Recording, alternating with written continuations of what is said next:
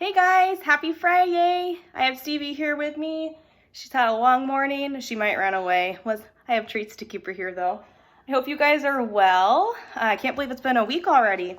All right, let's get started on Read Aloud, Chapter 4. With permission from Scholastic, we'll be reading more of the Unteachables. All right. Aldo Braff. The first time I saw Kiana, I knew she was going to be a pain in my neck. It was the first day of school, the marshmallow roast. She was the new girl, so I was nice. I took a pencil, speared a marshmallow, and made room for her around the fire. Talk about rude. She refused to take it because it was unsanitary.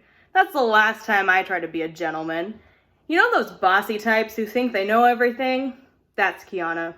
One time I'm in the cafeteria when she comes up to me and tells me to stop kicking the candy machine. If I'm kicking the candy machine, I'm doing it for a very good reason. Who put her in charge of the world? She grabs my arm and hauls me away from the machine. What's wrong? I wanted a Zagnut, I tell her in fury. It gave me a mounds. So? Man, she really isn't from around here. At Greenwich Middle School, everyone knows two things about me.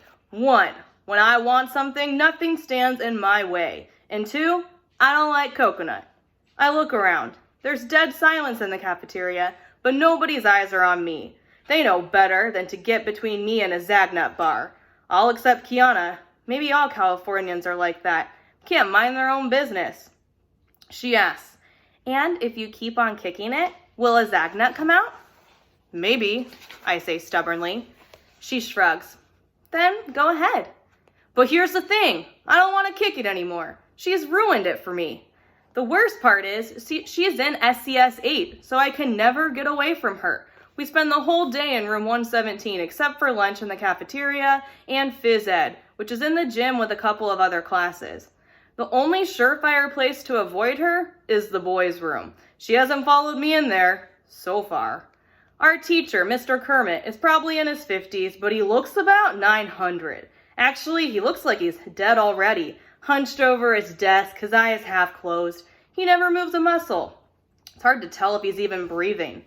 I'm amazed he isn't swinging from the light fixture for all the coffee the guy drinks. Mostly, he's working on a really complicated crossword puzzle. He hates my guts. At least I think he does. All the teachers in this dump have it out for me, so why should he be any different? He's dumb, too.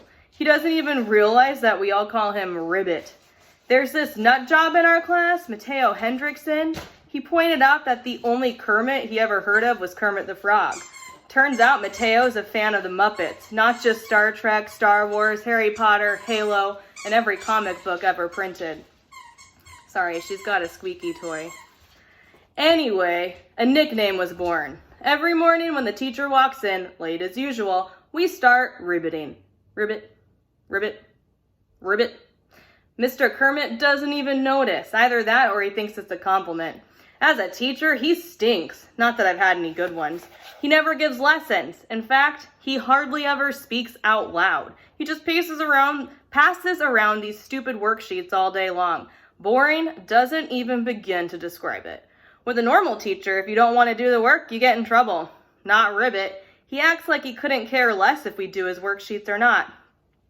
I've turned in every assignment and he's never graded a single one or handed it back, Kiana complains. What's he doing with them?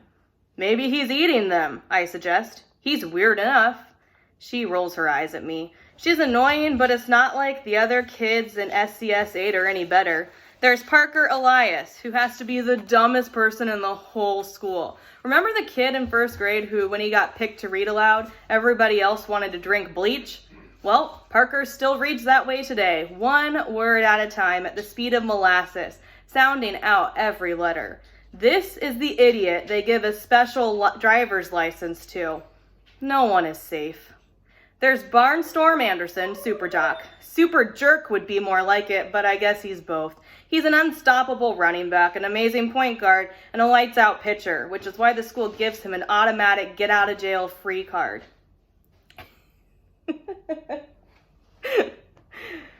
That makes me mad. Why should scoring touchdowns mean you get special treatment? But here's the thing. Last spring, Barnstorm blew out his knee. He's on crutches now, banned from sports for a whole year. And by that time, he won't be in middle school anymore. So all the teachers have suddenly started... So all the other teachers have suddenly started to notice that the last time he turned in a homework assignment was never. That's the kind of person who lands in our class, like Elaine Ostrover, who sits in the back row. She has to be 6'2" and as solid as an oak tree. Oh, Stevie, inside voice, please. She hardly ever opens her mouth, but when she does, her voice comes out like a low rumble, like a subwoofer. Kiana asks me about her. That's Elaine, I reply. Rhymes with pain. She frowns.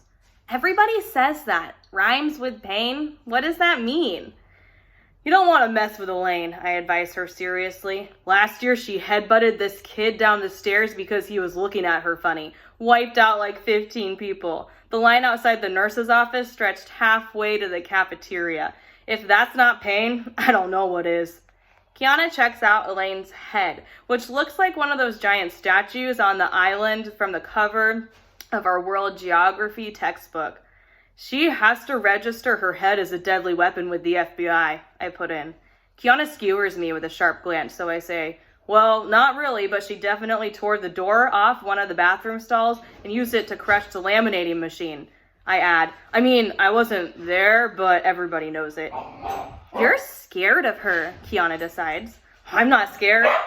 I can handle Elaine, rhymes with pain. If you don't... Hey, could you take her outside, maybe? Thanks. Sorry, guys. If you don't say the full name, it increases your chances of being the next victim. I just don't want to get in trouble for fighting, that's all. She nods. Because you're the big expert at not getting in trouble. By the time I realize that I'm mad at her for saying that, she's on the other side of the room, and the chance to yell at her is lost forever. Raheem Barclay is supposed to be this amazing artist, although all I've ever seen him do is doodle. I guess his doodles are pretty good, if you're into that kind of thing. He drew one of Ribbit that's a dead ringer for our teacher. Sunken cheeks and dark circles around the eyes. Just the right amount of gray in the thinning hair. Raheem blew one part of it, though. He drew the coffee mug too big, almost the size of a trash barrel. Maybe that's how he ended up in SCS 8, which isn't exactly for geniuses. It doesn't help that Raheem's stepdad is in a rock band. They practice all night, so Raheem sleeps most of the day. One day, Mateo welcomes me to class with a whole story and this deep, throat-clearing gibberish that sounds a lot like he's trying to spit out a bug he swallowed by mistake. I don't appreciate being messed with, especially when I'm not even sure how I'm being messed with. What'd you say? I demand. It's a Klingon greeting, Mateo explains cheerfully. It means, may you die well. My eyes widen. You want me to die? The Klingons are a warlike race, Mateo says quickly. Dying in battle is an honor. They love that. But I don't. From now on, if you got anything to say to me, say it in English, not some phony language. Klingon is not phony, Mateo cuts me off, outraged. It may have started out on Star Trek, but it's turned into a legitimate language with a dictionary and an alphabet. There are even regional accents depending on which part of the Klingon home world you come from. In the South, for example. He keeps talking, lecturing, clueless that my blood is boiling. And the other kids are laughing, like it's a big joke that this little creep is making fun of me. What's the matter with you? I shout at them. Doesn't anybody have my back? Kiana steps forward, struggling to keep a straight face. She reaches for my arm. Aldo, it's the last straw that this California girl who isn't even from around here thinks I'm the entertainment. A soupy fog swirls around my head, tinged with orange, until I can actually feel the heat from it. I've got to get out of here before I explode, leaving bone fragments and bits of skin all over the walls of room 117. I hate this class. I pick up my backpack and hurl it through the open door, just as Mr. Kermit walks into the room. The heavy bag misses his head by about 1/4 of an inch. At that point, I'm so mad I don't even care. In my white-hot haze, it would make no difference to me if the backpack knocks the teacher's block off and I get suspended, expelled, and banished from the town. I do notice through my rage that Ribbit doesn't flinch, not even when I storm past him, slamming the door behind me hard enough to raise the school office foundation. And just like that, I'm alone in the hall, barely sure how I even got there. I slam my fist into a locker. It hurts, but I hope it hurts the locker even more. The locker is attached to the wall, and the wall is a part of the school, and it's the school's fault that I'm so mad. I hit it a few more times with an open hand because that hurts a bit less. I don't feel better exactly. It's more like every blow lets off a little more steam, so the pressure inside my head goes down. I'm still ticked off, but I can live with it. I slump against the lockers, breathing hard. The guidance counselors say I have anger management problems. They don't know what they're talking about. I manage to get angry better than anybody else in this whole school. No problem. The door of room 115 opens and this lady walks up to me. At first, I think she could be another 8th grader. That's how young she looks. But no, she's definitely an adult. And the way she takes hold of my wrist, gentle but with authority, screams, "Teacher." Never seen her before, so she must be new. "Come with me." She knocks on the door of SES 8. "Mr. Kermit?"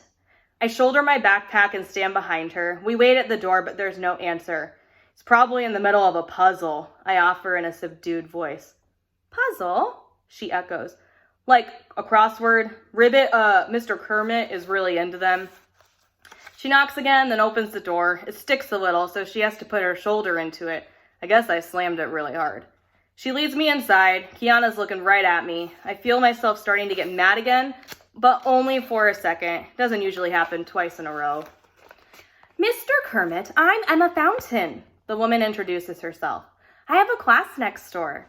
So far this year, not a single thing has gotten a reaction out of Ribbit. That streak ends here. The puzzle, forgotten, he rises to his feet really slowly, never taking his eyes off of her. They're practically bugging out of his head. He blurts, "I'd know you anywhere."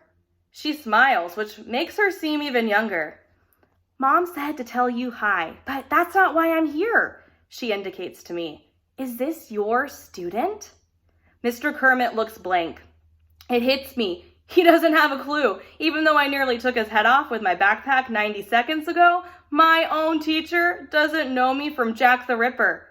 Of course it's your student," Kiana pipes up. "It's Aldo." "Well, he's making a lot of noise in the hall," Miss Fountain announces. "That's not being a bucket filler." Mr. Kermit goggles. What?" "A bucket filler is someone loving and caring who fills other people's invisible buckets with good wishes and positive reinforcement that make them feel special." She regards Aldo disapprovingly. "Someone who creates a disturbance and makes it impossible for other children to learn is not a bucket filler. That's a bucket dipper." Suddenly, I realize what she's talking about. It's from this picture book that's supposed to teach little kids to be nice to each other. It's really big and about 1st grade. "It's an elementary school thing, Mr. Kermit," Kiana supplies hopefully. "Just because this is middle school doesn't mean we shouldn't treat one another with respect," Miss Fountain says earnestly. "It worked for my kindergarten class last year, and we should have higher expectations for children who are older. Right, Mr. Kermit?" I wait for our teacher to give her the brush off. Good old Ribbit could brush off World War III, but for some reason, he doesn't. With great effort, he tears his eyes off her and swivels to me. "Were you dipping?" I stare at my sneakers. "I guess." Mr. Kermit turns back to Miss Fountain. "You look just like your mother." She smiles. "I'll take that as a compliment."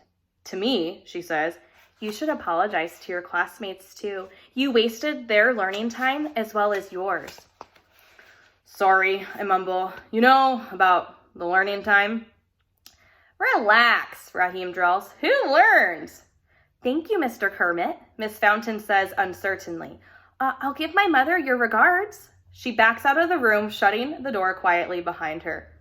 "Weird lady," Barnstorm puts in, waving a crutch dismissively. "All that bucket filler stuff like we're 6 years old?" "Hey!" Mr. Kermit shoots him a sharp glance.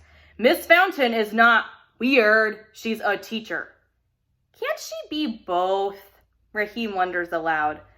Kiana won't let it drop. She's not just bossy, she's nosy too, and the combination makes her like a bloodhound. "What gives, Mr. Kermit? What's the deal with you and Miss Fountain?" For the first time all year, he actually looks annoyed. Did I or did I not distribute worksheets? A paper airplane does a little loop-de-loop in front of him. There's a chorus of ribbits, including one from Elaine that sounds like it came from the underworld. Parker chimes in. Face it, Mr. K, you barely looked away from your puzzles since school started, but the minute she shows up, you hit the ceiling. She's your kryptonite, Mateo puts in. Kiana snaps her fingers. It's her mom, right? You and Miss Fountain's mother used to be a thing. Mr. Kermit, who couldn't even be riled by a roaring bonfire in his wastebasket, picks up his crossword puzzle, rips it into a million pieces, stomps on them, and stalks out. Even though I can't stand the guy, at that moment, I actually relate to him a bit. He may be the worst teacher in the world, but we have something in common. He has anger management problems too. All right, guys, that was the end of Aldo's chapter. I hope you enjoy your weekend. I'll talk to you guys over on Teams if you need to get in touch with me there. Just a reminder to use that to post, but not to communicate with direct messaging, okay? If you have any questions, reach out. I'll talk to you guys on Monday. Have a great weekend. Bye.